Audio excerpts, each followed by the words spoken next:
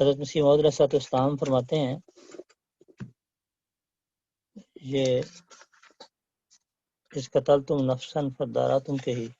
حوالے سے بات ہے،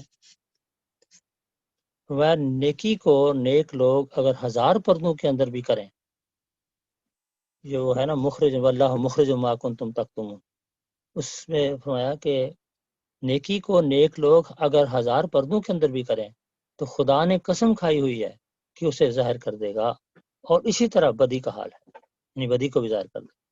تو اس لیے انسان کو یہ کبھی نہیں سوچنا چاہیے کہ میں جو نیکی کر رہا ہوں اس کو ضائع ہو جائے گی، یا جو بدی کر رہا ہوں اس کا کسی کو پتہ نہیں لگے گا اور مجھے کچھ نہیں اس کا اثر ہوگا۔ نہیں، فرمایا 1000 پردوں میں بھی نیکی کرو یا بدی کرو، اس کا نتیجہ تم دیکھ لو، ایک دن اس کو خدا ظاہر کر دے گا۔ بلکہ لکھا ہے کہ اگر کوئی عابد زاہد خدا کی عبادت میں مشغول ہو، ایک اور بڑی عجیب مثال ہے،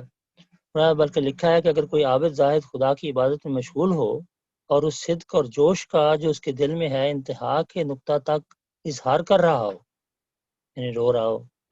اور اتفاقاً کنڈی لگانی بھول گیا ہو، یعنی کمرے میں وہ نماز پڑھ رہا ہے اور وہ کنڈی لگانے بھول گیا، تو کوئی اجنبی باہر سے آ کر اس کا دروازہ کھول دے تو اس کی حالت بالکل وہی ہوتی ہے جو ایک زانی کی عین زنا کے وقت پکڑا جانے سے،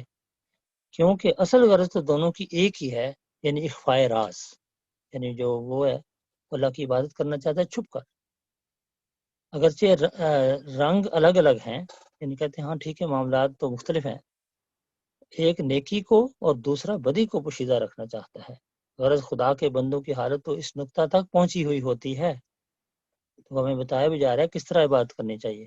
غرض خدا کے بندوں کی حالت تو اس نقطہ تک پہنچی ہوئی ہوتی ہے، نیک بھی چاہتے ہیں کہ ہماری نیکی پوشیدہ رہے اور بد بھی اپنی بدی کو پوشیدہ رکھنے کی دعا کرتا ہے، مگر اس امر میں دونوں نیک و بد کی دعا قبول نہیں ہوتی، کیونکہ اللہ تعالیٰ نے تو قانون بنا رکھا ہے واللہ مخرج ما کنتم تکتمون، کہ اللہ تعالیٰ ظاہر کر کے رہتا ہے، بے شک کوئی چھپائے کہ خدا اس کو چھپنے نہیں دیتا۔